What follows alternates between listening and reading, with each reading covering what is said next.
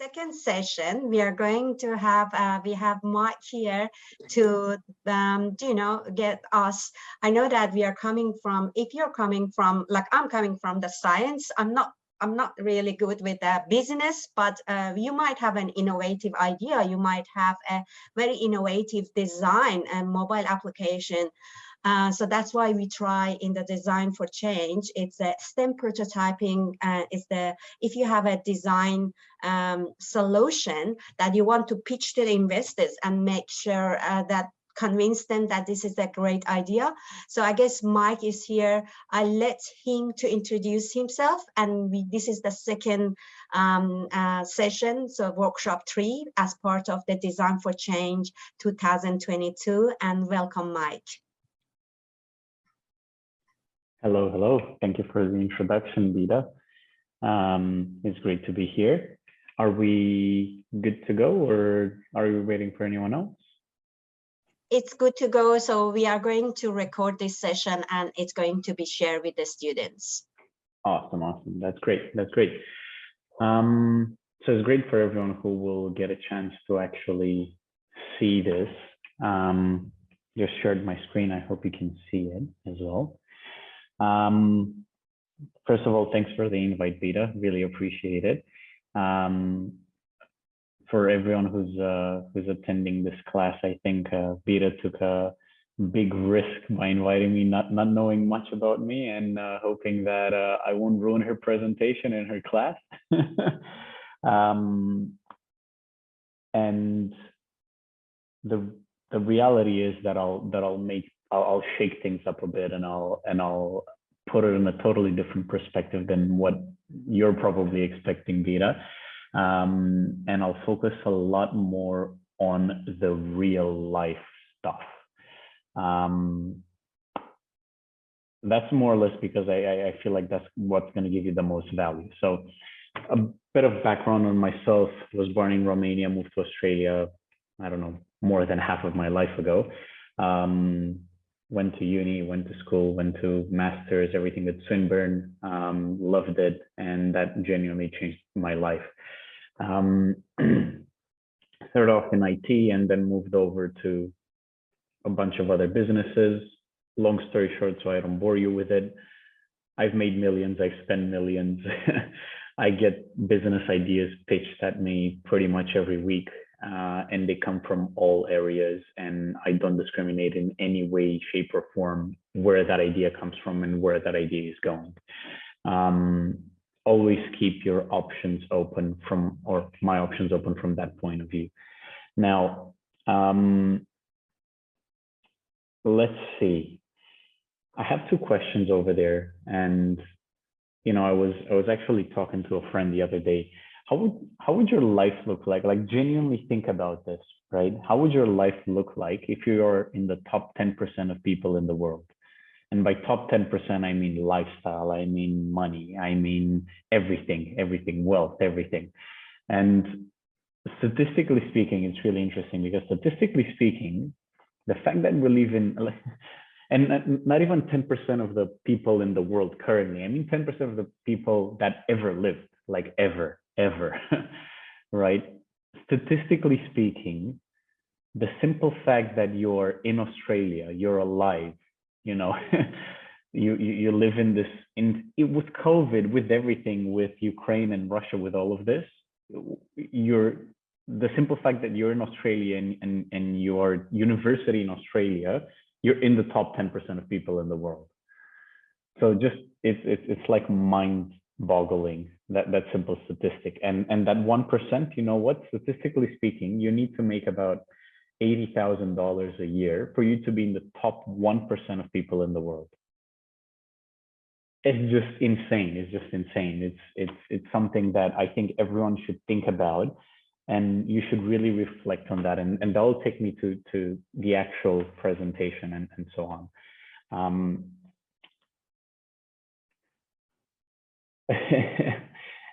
Everyone wants to be an entrepreneur because it's a really sexy thing these days. Everyone is preaching about it. There's so many TikToks, Instagrams, Facebook posts, Twitter, and whatever you know, showing you a lifestyle that everyone just goes, oh my God, I want that lifestyle. And oh my God, it's just insane. But the reality is that it's not necessarily the best thing. And you really need to be brutally honest with yourself and know exactly what is your why and what you're trying to achieve. And it's so hard. And I got so annoyed at this question early on in life because I just didn't understand it. But again, statistically speaking, 90% of entrepreneurs will make significantly less than the top 100, 200 employees at Commonwealth Bank. And that's a fact, right? You don't need to be an entrepreneur to make a lot of money, to have a really nice lifestyle, to live the life that you want. So if you're in it after the money, it's not necessarily the best option. It needs to be the thing that you like to do, right? You can be an employee, you can be the 100 employee at Apple or at Commonwealth Bank or at whatever other big company that you can think of, and you can have such a significantly better lifestyle than entrepreneurs, any kind of entrepreneur. So if you're trying to pitch an idea, if you're trying to build something, if you're trying to think about why you're doing it, are you actually doing it because you want to, or is someone else pushing you into doing it, right? And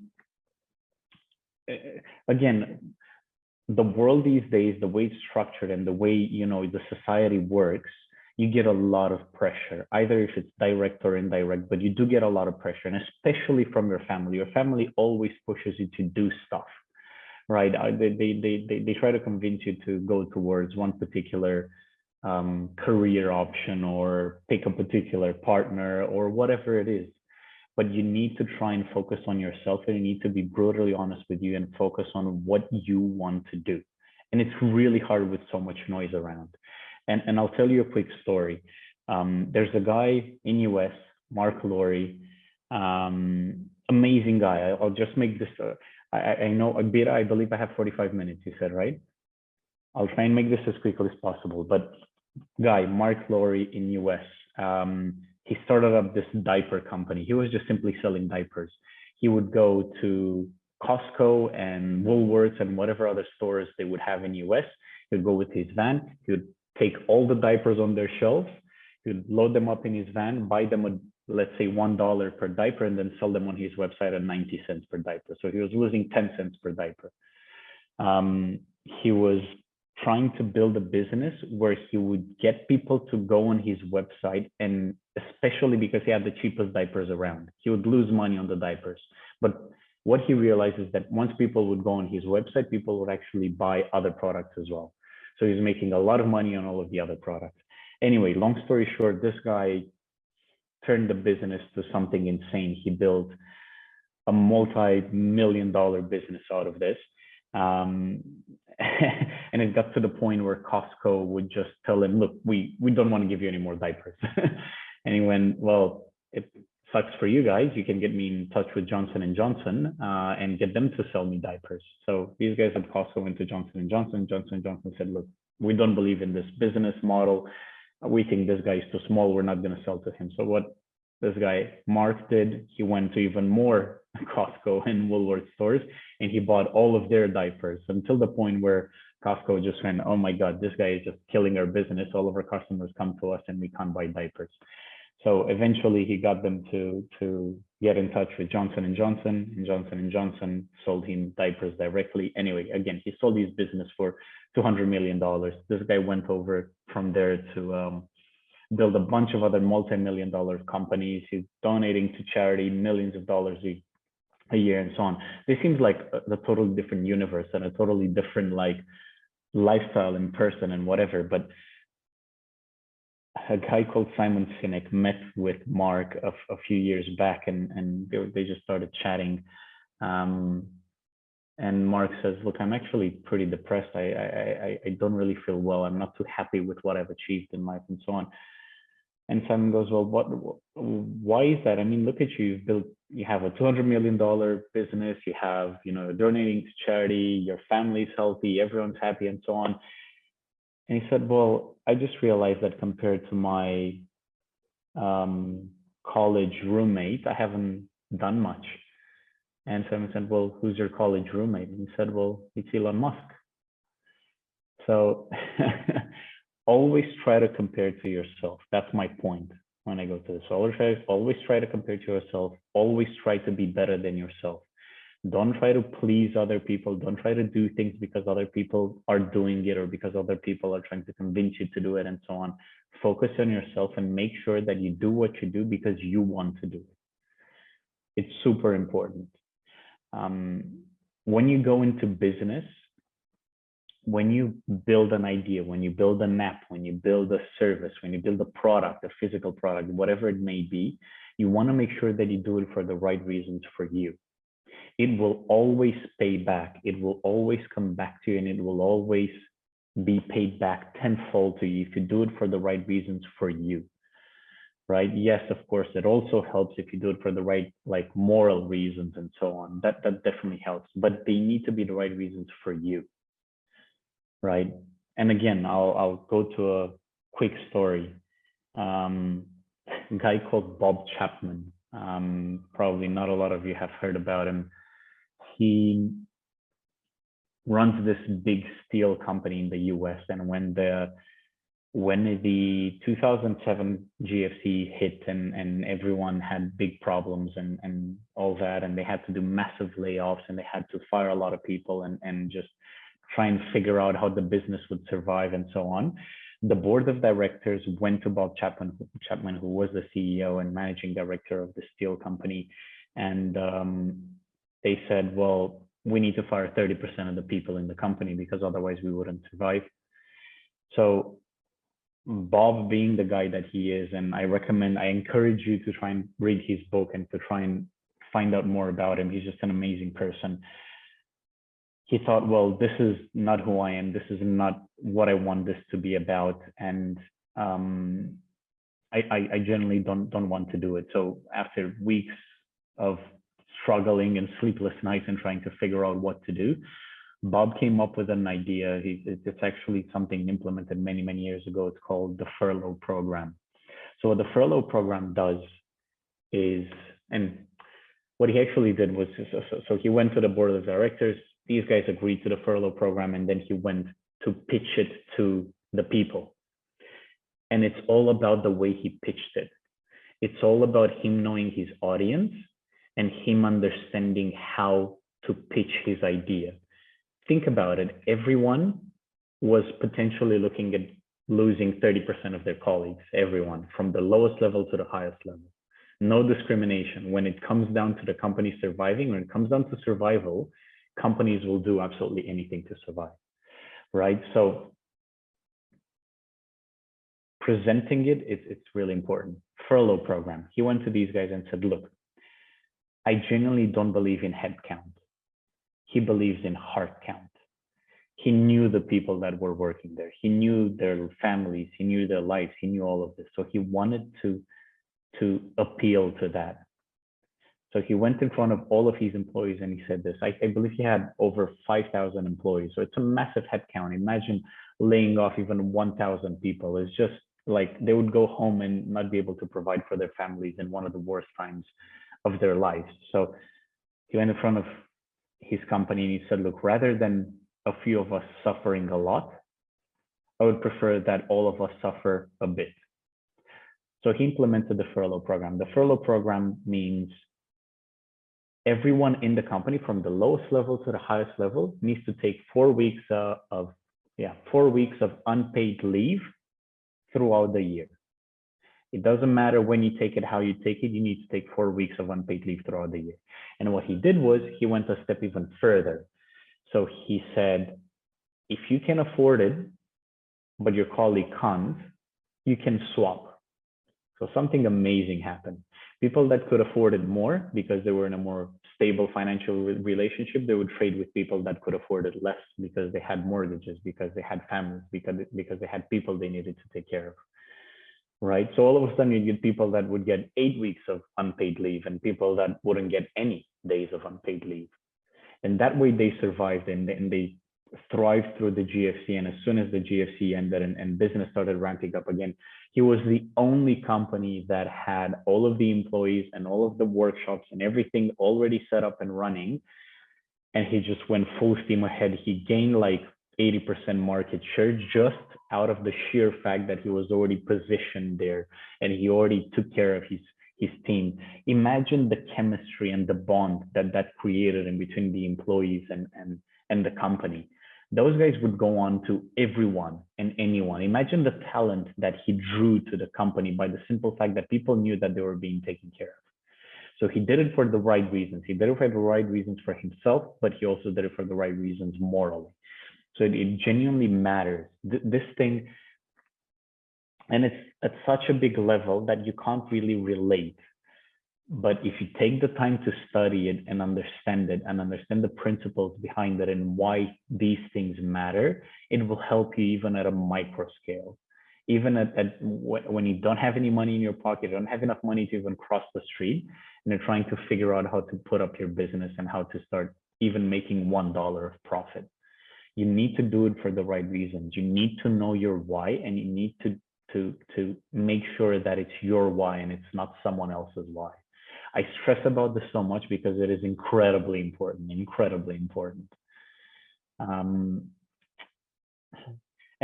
this, I guess, ties into a lot of people thinking that their why is the money.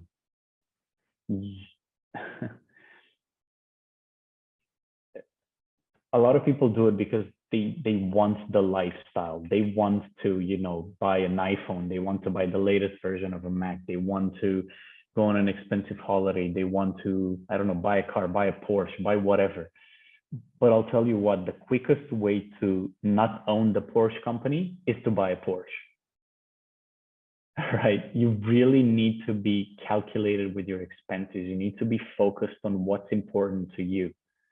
If you buy things and you go and do things because they look sexy and because other people do it and because that creates an image around yourself that you can show off to others, it will not help your end goal. It is so hard. Again, it is so hard with social media and everything that is happening. It is so hard for you to focus on that and so easily to get distracted and go, oh, all of my friends got the new iPhone. I need to go and spend $2,000 and get the new iPhone. My friend has a Porsche, my friend has a Ferrari or whatever, or my friend has, I don't know, X car or laptop, or he goes on a holiday in Bali or in Maldives or whatever. No, those things genuinely don't matter. Genuinely do not matter. They only matter for the social kind of virtual world that we built for ourselves in virtual image and whatever, and us trying to portray a certain image to our families, to our friends, and so on. It needs to matter to you. If that's what truly matters to you, then do it.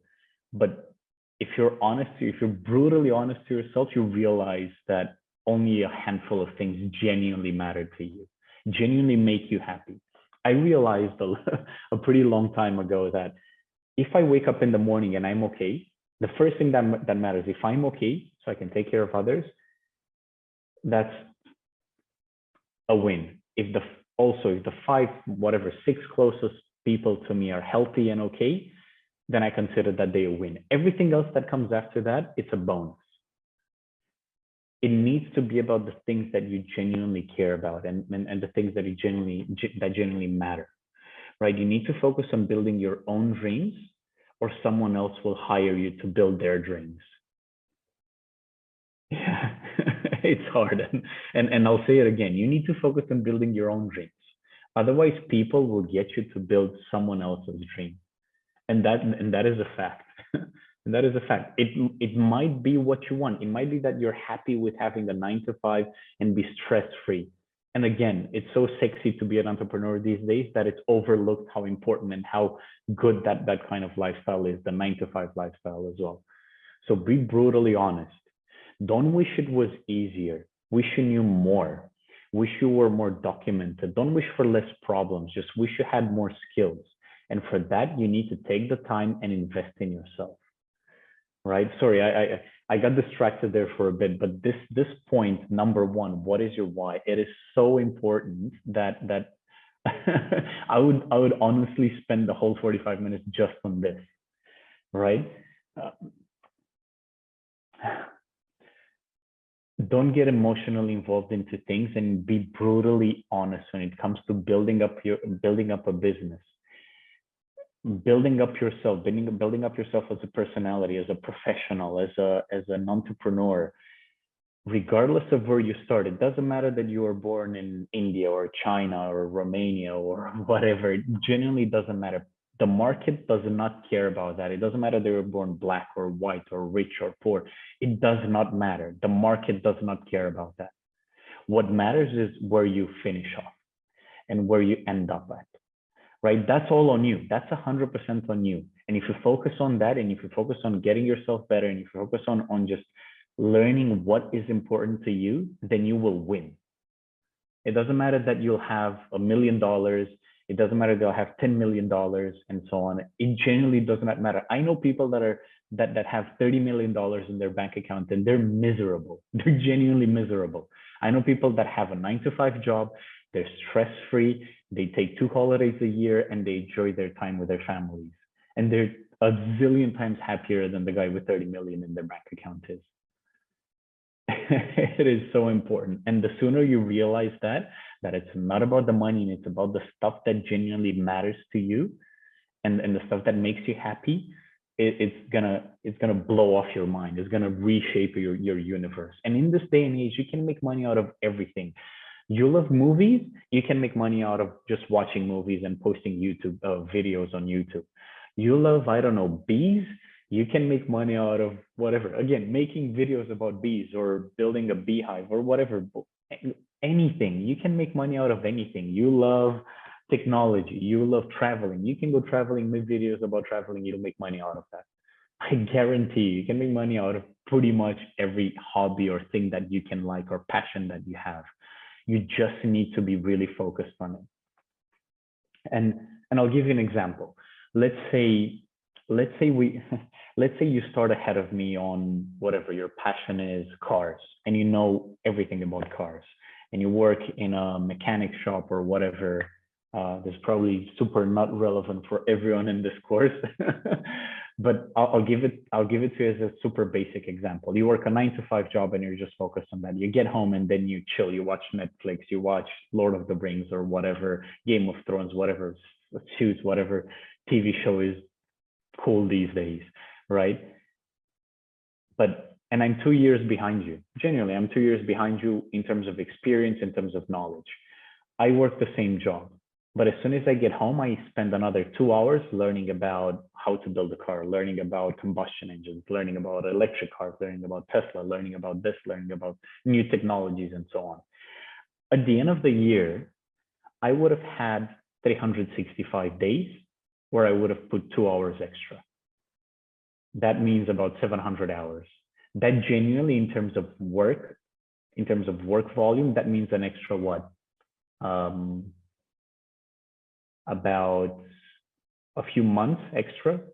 I don't know, a month is about 160 hours, whatever that 9-to-5 is, right? So that's 700 hours. That's about what, 4 or 5 extra months that I'll gain ahead of you.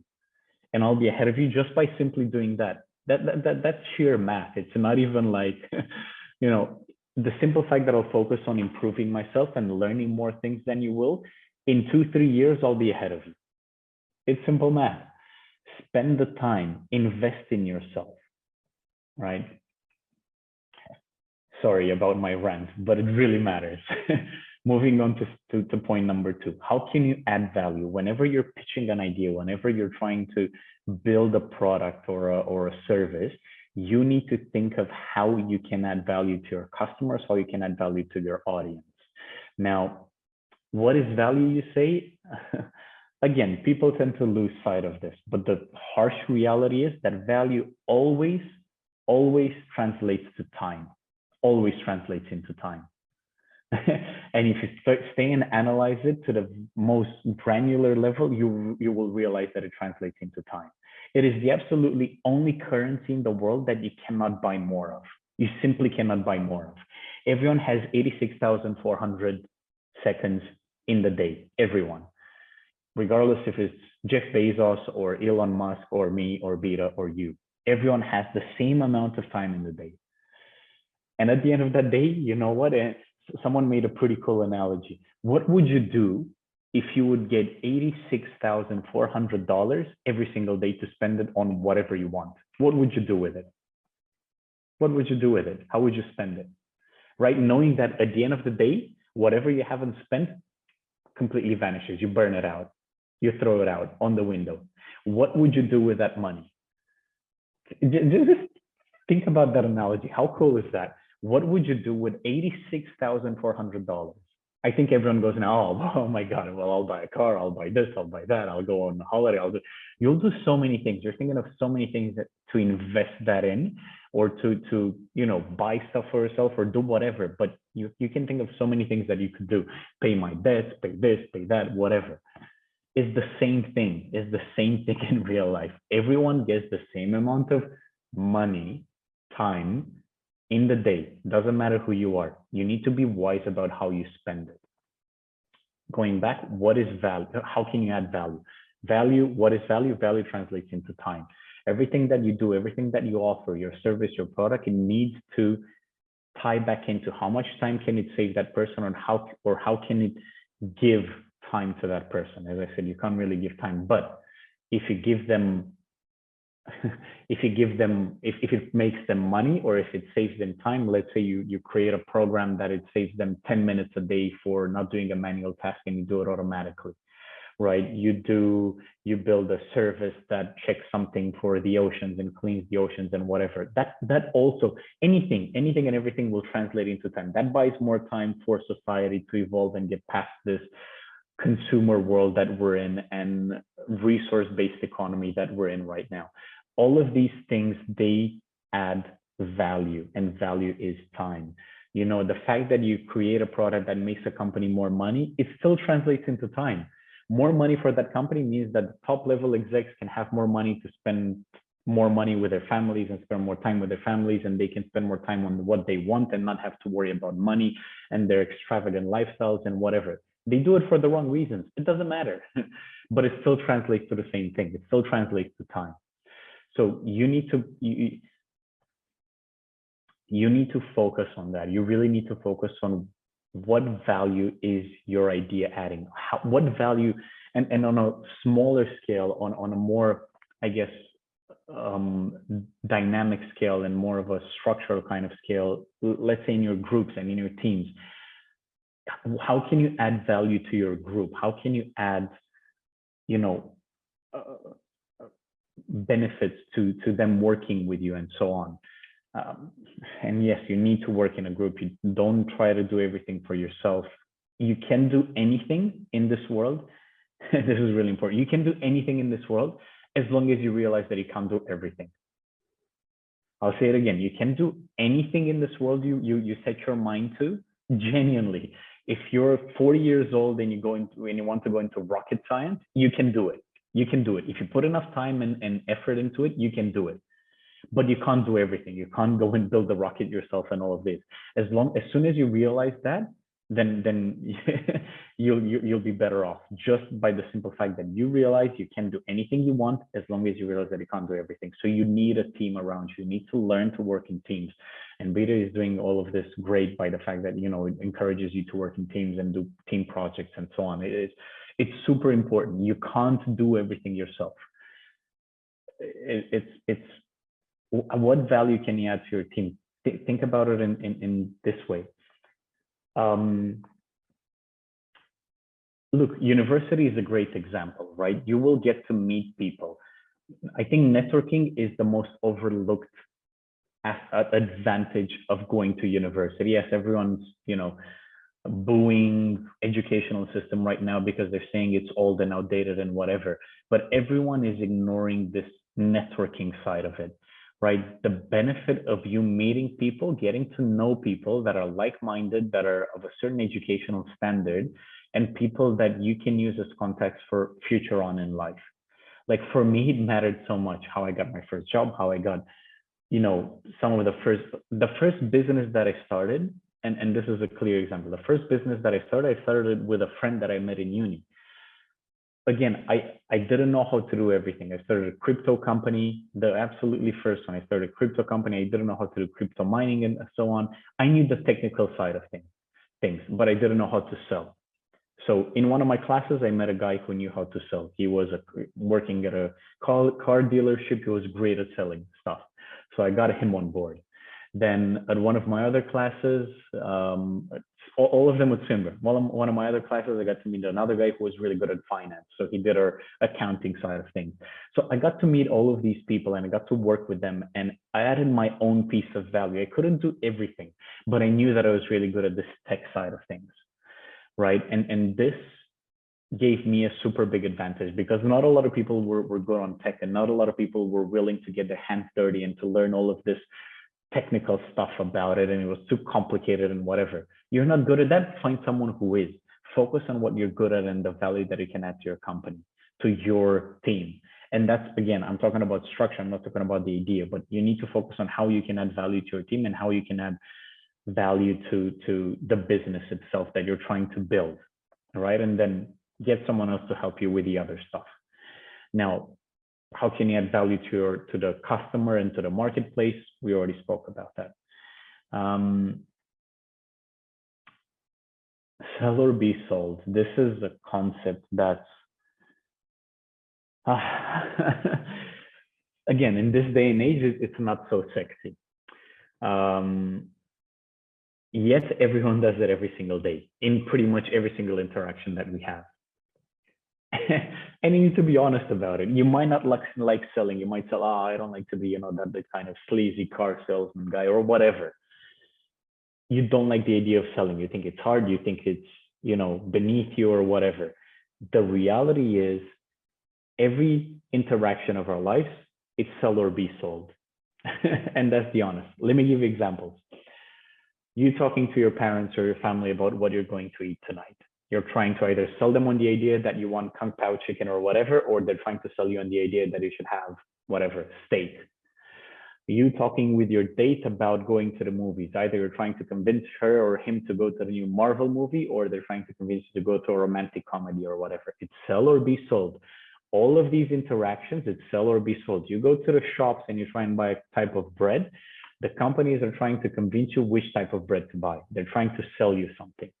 When you're talking to someone, you're trying to sell them your idea, regardless of how basic it is, regardless of if you're talking to your friends about going to this restaurant or that restaurant or going to this movie or that movie or whatever it is, trying to convince your friends to take the taxi or take a train or whatever.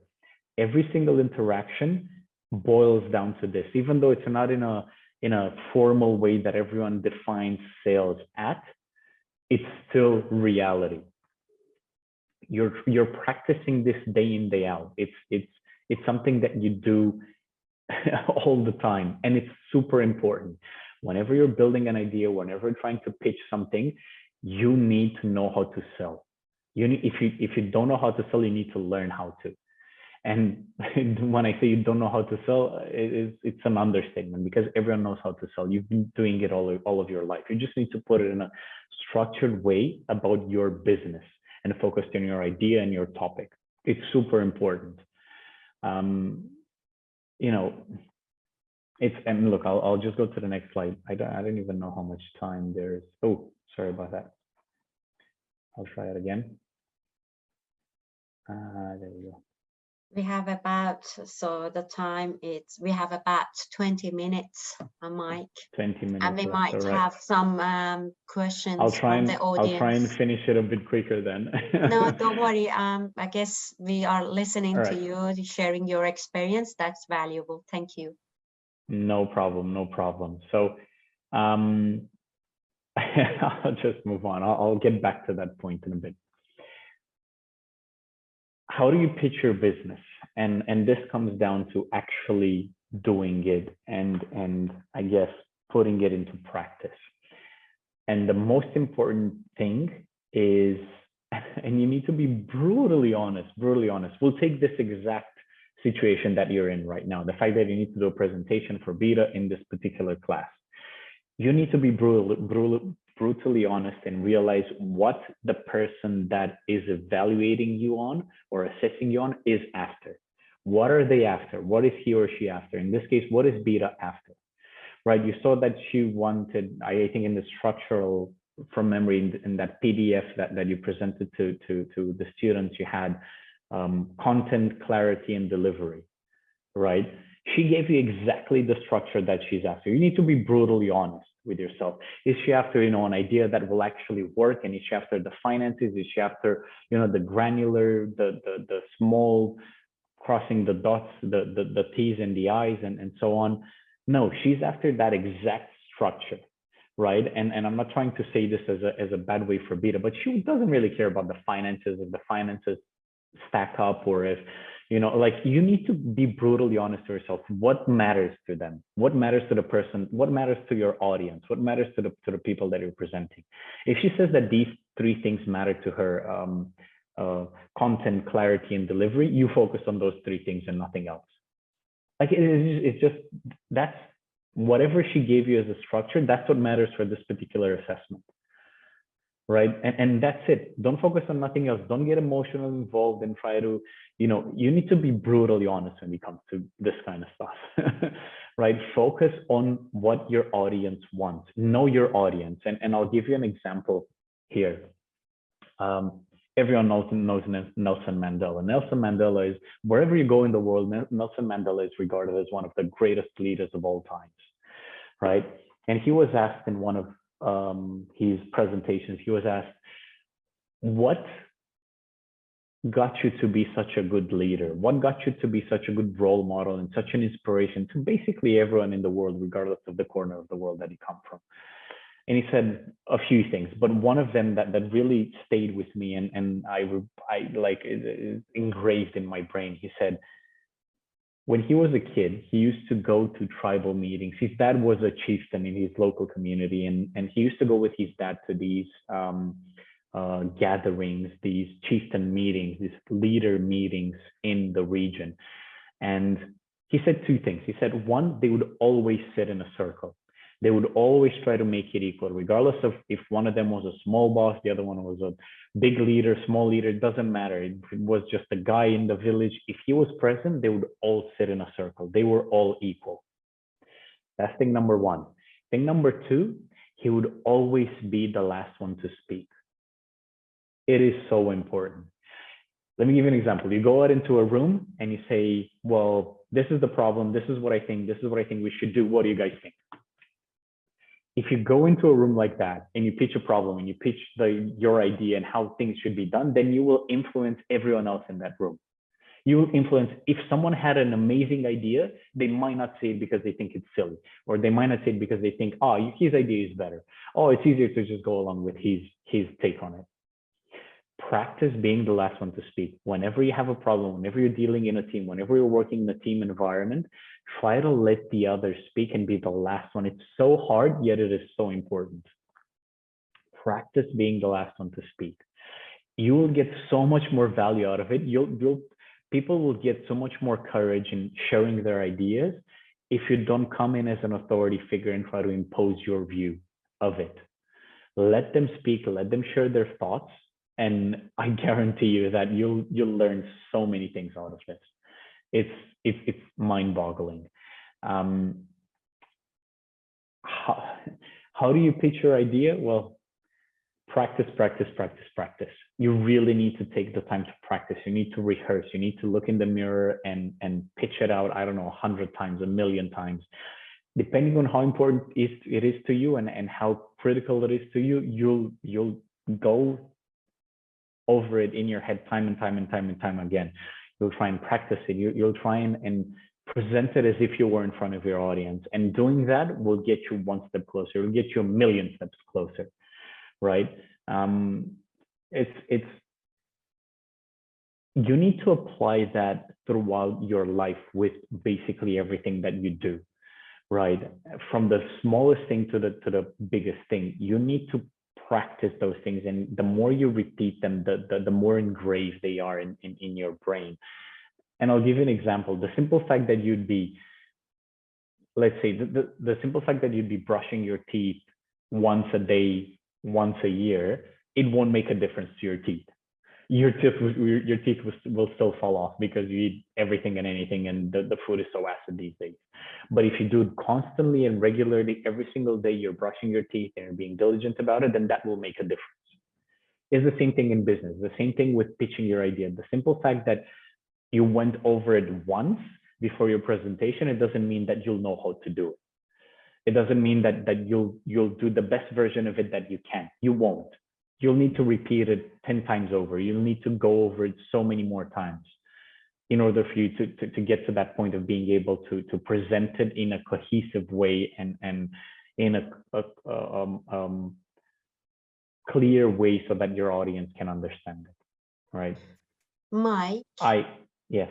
Sorry to disturb you because I didn't want to, I just want to ask you a question. So sure, I guess when we are talking about knowing the audience, because in this platform, we are talking about if we have an idea that we want to pitch it to the investors, how we are going to convince them. So I guess I personally don't know what are the, what are the investors are interested. Okay, the money, the benefit, but I guess those kind of language or those kind of evidences that it's specifically, it's important for the investors. So maybe if you just as part of your pitch, you tell us about that, that would be great. Sure. So again, it ties back into knowing your audience. Yes, you're saying that you don't know your audience and you don't know what the investors are interested in, but do you really? Like in this day and age, do you really? Think about it. With social media and everything, with LinkedIn, Facebook, Twitter, do you really not know?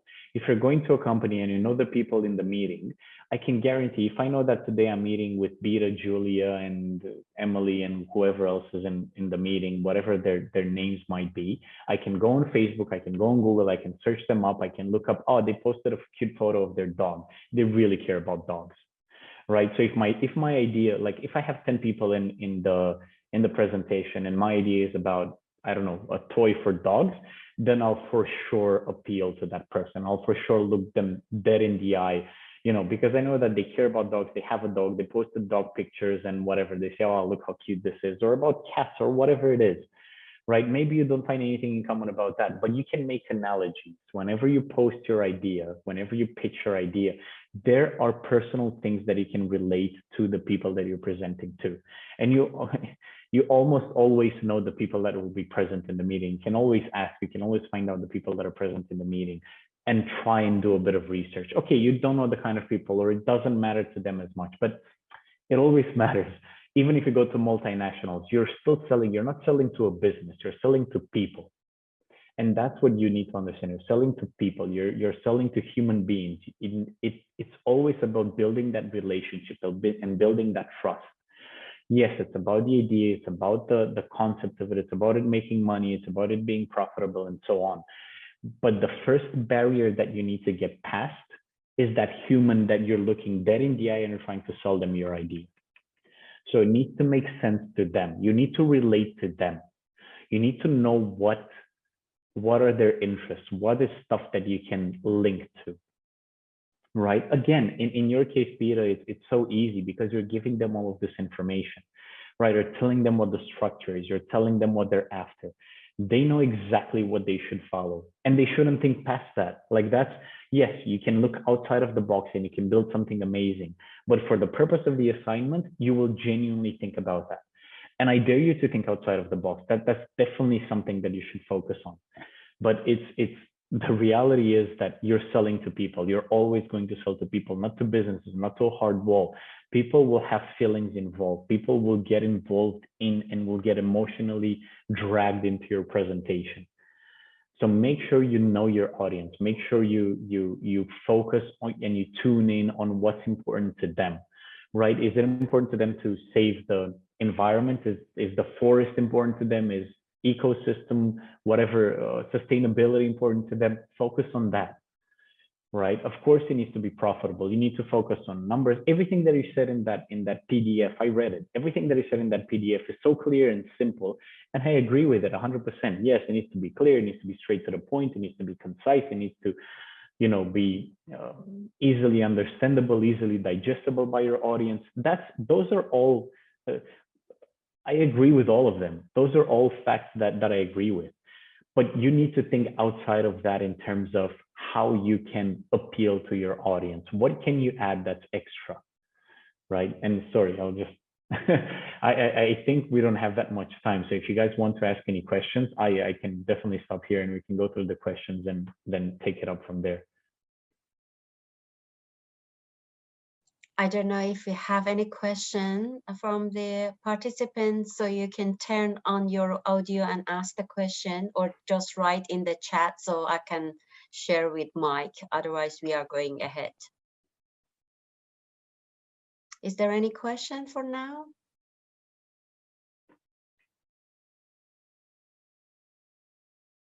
Anything that you can think of.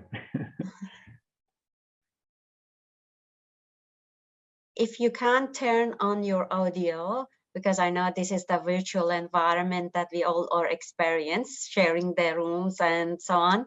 So please write your question in the chat, and yeah, we should be able to read. Otherwise, we are going to continue listening to Mike. All right, I guess Mike, if there is any question, so we are going to use the chat. So yeah, sure, that's perfectly fine. Yeah. Whatever works for you. So I was talking about the brushing teeth and whatever, and knowing that, another analogy, knowing that you should do push-ups versus actually doing push-ups so that you stay healthy, it's a totally different thing. We can stay here and talk about the next $10 billion ideas, the next whatever, you know, Twitter, the next SpaceX, the next Tesla, the next whatever.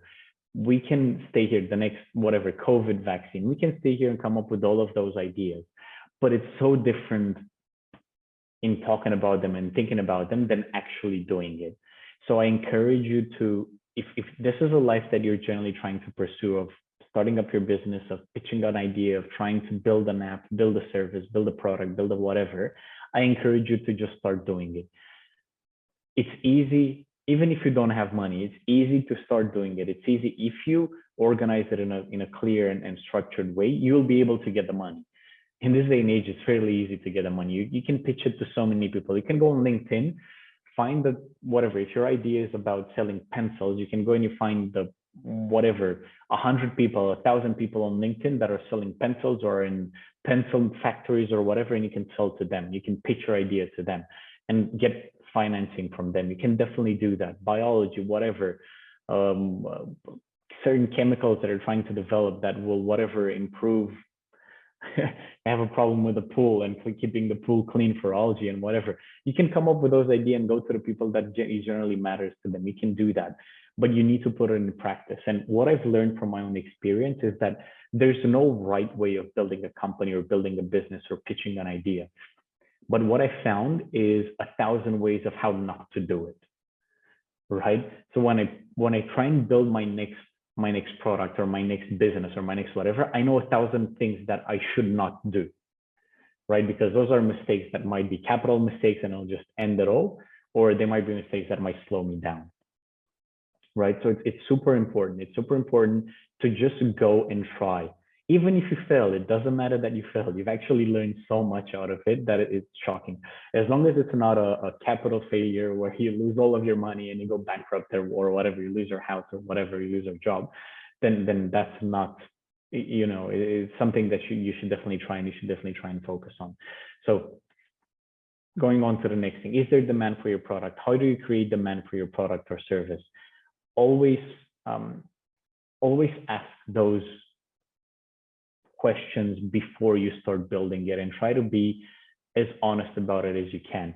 If you're pitching an idea,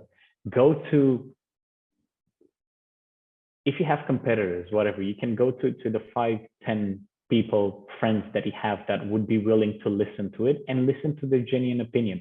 Don't tell them which one is your idea. Try and have, you know, the 3 products that are in your category that do the same thing, or the 3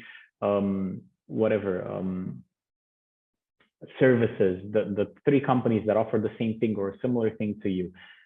Go to your friends, tell them about these 3 products, three categories, three business ideas. Don't tell them which one is yours and see which one they like. And that way you'll get an honest answer out of them. And you'll see, okay, well, my idea isn't as good as I thought it was, or my product isn't as good as I thought it was, because I went and told it to 10 guys, to 10 friends, and I didn't tell them which one it was. And they all picked the competitor product because it's a better product, because of this, because of that. You don't need money to try and figure out if it's worth it. You can just pitch it, post it on a forum, post it somewhere, right? Post all of these and see what people that don't care about you and don't want to hurt your feelings say. If those people that generally don't care about how you feel and try to make you feel comfortable and whatever, the internet trolls come back and tell you, oh, this is a great idea. If that person tells you it's a great idea and they don't have anything to gain and they don't want to hurt your feelings don't matter to them, then you know that it's a good idea. So how do you know if there's demand? How can you create demand? You're just trying to throw it out in the ether and see what sticks. But if you don't do it and you just stay with it in your head, then you won't really find out anything. And then again, the last thing is, why would anyone buy your service or product? Same thing. You need, what are you offering to them? What are you giving to them? Really focus on that. It's I generally don't think that anything else matters. You need to know your audience, and when you're pitching an idea, when you're pitching a product or a service, you need to find out what matters to them, what really relates to them, and you need to see what value you're bringing to them, to the table with all of it. And I'll stop here because I ranted quite a bit on these things, and I think I went left, right, and center with it. I apologize about that, Beta, and if I didn't follow the exact structure. But I felt like those things, especially at the beginning with your why and why you're doing it and what you should be doing and so on, it needs to be about you and it needs to matter to you. So sorry about that, Beta. No, all good. We are listening. If I went around it. And you actually provided a good example, and I'll start thinking about, because like we might have some idea and some but I guess it's very important to know that from where we should start and how this is going to, I know that it's why I'm going to do it, but it's important to know how I'm going to do it. So I guess Alex has a question. So sorry, before your question, Alex, Beta, how are you going to do it? You don't know. People will tell you how to do certain things and the way you should be doing it. But the reality is that until you actually do it, and you either fail at it or succeed at it, you won't know. You'll try something, you'll do your research, you'll go online, you'll find out a bunch of things that really matter. I can't even squeeze in the content. You can go online and get so much free stuff on YouTube, right? And it's super valuable. You have the world knowledge at your fingertips, right? How do I pitch an idea? You go on YouTube, you go through 1,000 videos of 1,000 hours of content, and that's how you'll know. That's how you'll build your own style. You don't need to follow a structure, a framework, or a certain thing that someone did if it doesn't fit your style, right? But there's so much content out online where you can pick and choose certain things and then do your own thing, do your own approach. And yes, it might fail. So what? You need to think, what's the alternative? And the alternative is you won't try it, you won't do it, and you'll end up being 60, 80, 70, whatever years old, and you'll regret the rest of your life for not even trying it. And that is the thing that scares me the most. That is the thing that scares me the most. The fact that I have an idea, I have a vision, I have a goal, I have a passion, but I don't do it because I'm afraid that it will fail. The alternative is you don't do it, and in 10 years, I guarantee you'll regret it for the rest of your life. Is the honest truth. Sorry about that, Alex. Go on. Thank you. Yeah, thank you. Yeah, so I think my question going more into this unknown. So we were trying to go into creating some startups, some ideas, going into the prototyping, but at the end we don't know if we are going to achieve that goal what we are looking for. And just going to give you some summary about my project. So I'm working in developing some bioreactors, like composters to process organic waste. I'm right now in the stage of creating the prototype, and then we are doing proof of concepts and making something a bit more high-tech machines. We have competitors in the market already, but the thing is, it's not like that much massive. Few restaurants, few universities are using this type of machines. Even we here at Swinburne, we get a couple of machines and we tested, and we know that that machine is not working properly, making compost. And then based on this, all of this research, I'm created this new one. And just thinking in the way how to pitch to investors, how to create this demand, and then thinking if we are going to get some buyers in the future. That's like making me a bit worried. So going into this unknown topic. So I don't know if you can give me some advice and some comments in that regard. Yeah, sure. So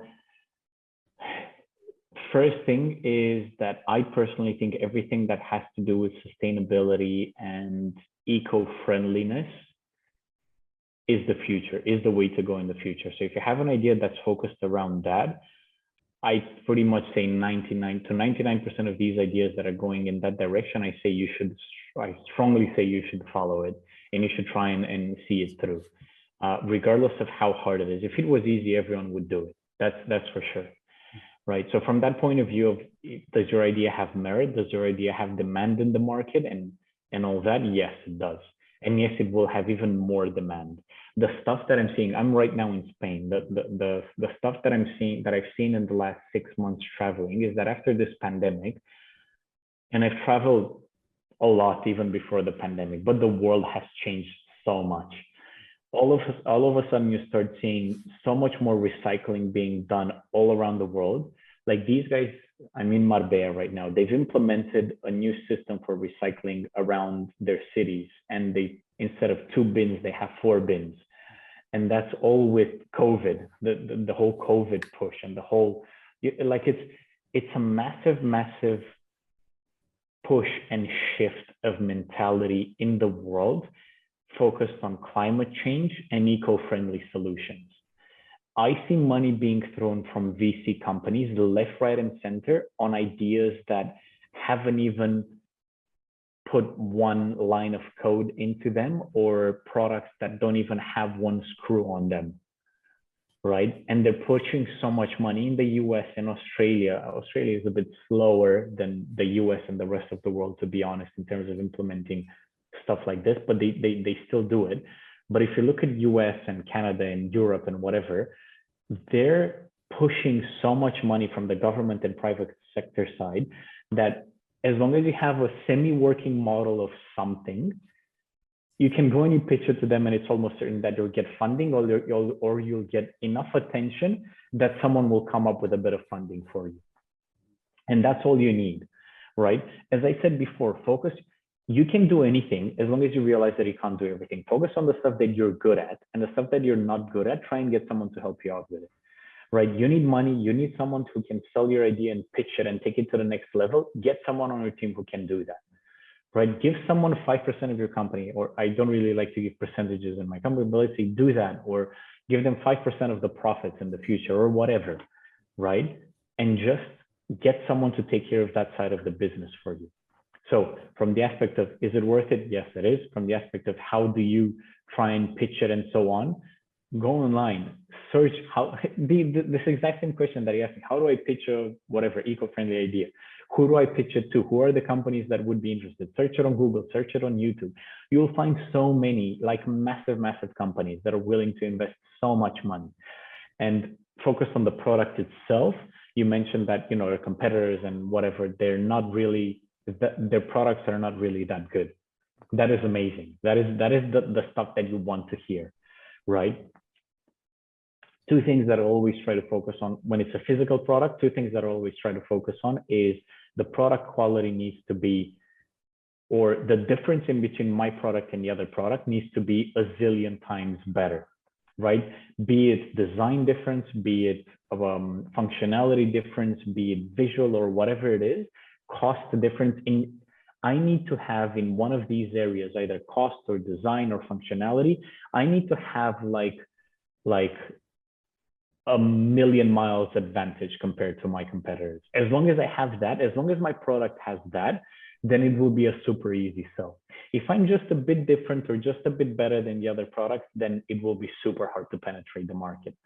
So you really need to focus on making sure that your product, if it's a physical product and based on your particular example, you need to make sure that there is an area where you absolutely obliterate your competition, right? Where there's absolutely no shred of doubt that your product is a million times better, right? And then the getting money side of things and all of that, I told you, get someone who knows how to do that, get someone who can help you out with that, and go pitch to, yes, you'll go pitch to one VC company and they'll say no. It's not like that. It's a numbers game. You need to go pitch to 100 VC companies.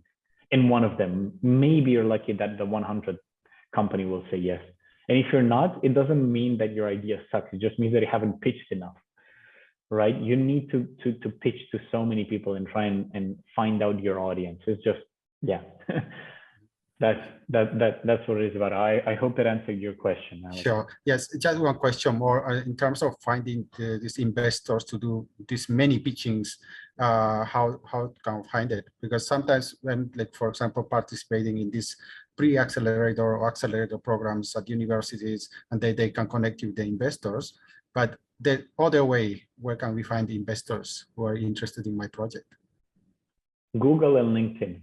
Google and LinkedIn. VC companies, man, I tell you, this is what I do. This is what I do. And I get companies that do, I don't have a secret sauce, right? It's not like I have, you know, an extra brain or I have a super high IQ. No, I just don't have the fear that I'll go and try and talk to someone and that person will say no to me. I don't care. It doesn't really matter to me. It doesn't even register on my radar that they said no. Mm-hmm. You know, for me, I'll just try and get whatever learnings and whatever I can get out of it.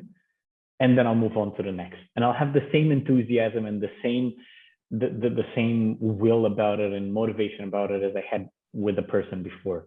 Go on LinkedIn, go search CEO level execs in companies that you think might produce this or you think might build this.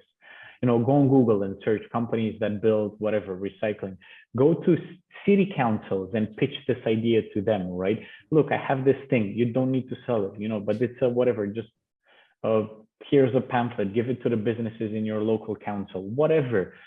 Think of, it doesn't matter how many people say no to you. It's a numbers game, right? We've had, and I'll give you a clear example. We've had a business that we started here and it's not doing anything fancy. We took the knowledge that we had in real estate and renovations in Australia and we applied it in Spain where they're, by the way, horrible. You go into a house, and you see a house with the room, it's green, the bathroom is purple, they have flowers on the sheets, they have flowers on the walls, they have clutter, they have whatever. We took the concepts that we use in Australia where everything needs to be white and clear and as decluttered as possible, and you do staging and you make things look nice and you put, flowers and whatever, you make it look simple and pretty and whatever, and you implement it here, and that's it. That's the only thing we do. We went and we pitched to, I don't know, my partner, I think, went to about, I would dare say 500, 600 people that he pitched it to. And one person said yes, and they invested 6 million euros with us, right? We only needed the capital for them to buy the property. We didn't want to put the capital ourselves because it's capital, that means it gets locked in and whatever, right? So we always try to do it with someone else's money. We always try to do that. Right? Unless it's like a really, really massive thing. Yes, sorry, Beta. Thank you so much. I guess this is a very interesting conversation. I didn't want to stop because I just concerned about your time, and you told us that time is, and everyone knows that the time is the gold here. So yeah. I just want to appreciate your valuable time. I guess this was a good, how we can reflect on why we are doing what we are doing, and of course we just. Investigate more and find out more about who, of course, is interested in the STEM idea. And I guess for this Design for Change, I'm hoping the students, they work together help each other, support each other. Maybe that is a design that can, you know, in future it can be a startup of, if you're good at it, if you think that this is something that you're passionate about it, and the community Exactly. and people they can use of your idea, it would be great to share with everyone. So again, this is the Design for Change, and this is the workshop which we try to cover how we create the video, inspiring video, how we come up with pitching our design solution. So in the next workshop, we are going live, showcasing the 4-minute video. We are hoping that you just go one step further and record 4 minutes of your design and submit it to my email address, bzafranlu@swin.edu.au by 23rd of May, so we can showcase your idea. And yeah, so there will be you know, a recognition for what you are doing, and you're doing the fantastic job. Again, thank you so much, Mike, and thank you so much for everyone to stay with us until this time. Thank you. Thank you for that, Bita. Thank you, Thank everyone. you. Have a Thank nice you too. day. Bye-bye. Bye-bye. Thanks, everyone.